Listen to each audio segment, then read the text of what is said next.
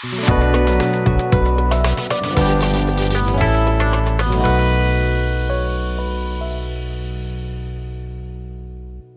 friends, my name is Solomon Pepra, and here on this channel I'll be making video tutorials on Vectorworks, Cinema 4D, Rhino and many more.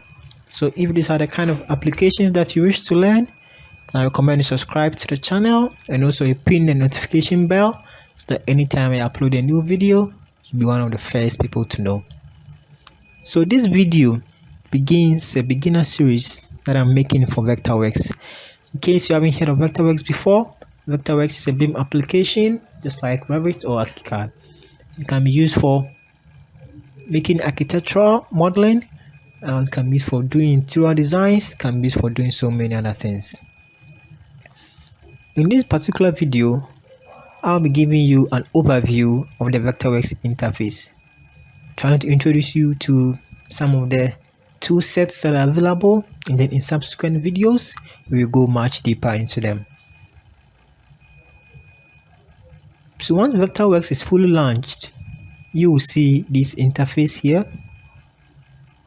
You will see this interface, okay, and at the upper left of the screen is what we call the basic tool sets. So it contains the basic tools, it contains the tools for navigation, has the pan orbit, it contains some of the basic geometries like the rectangle, the circle, the oval. Okay, it will contains some commands like the rotate, like the rotate the mirror, and so many more. Okay, and just beneath the basic tool sets are the tool sets which are called the design tool sets. Okay, and under them also contain some additional tools, okay, which perform different things or which does different things here. Okay, so you have the site planning, you have the GIS, you have the space planning, you have the building shell. So once you click on each tab, additional tools come up for you to do different things. Okay, so you have the visualization, have the furniture, and so many more.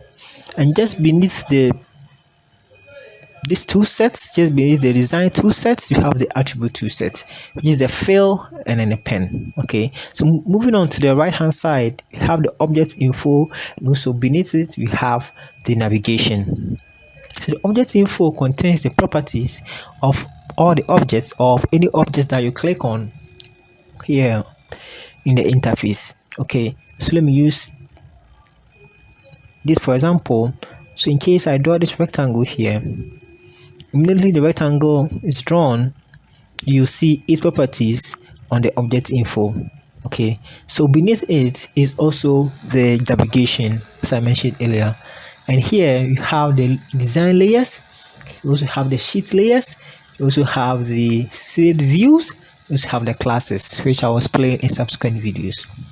So in recap, basically the interface has the basic tool sets, which is at the left upper side, and just beneath it is the design tool sets, which contains tools for general 3D modeling, for architectural modeling, for site planning, and so many more. And just beneath that one too, you have the attributes, which contains the fill and then the pen.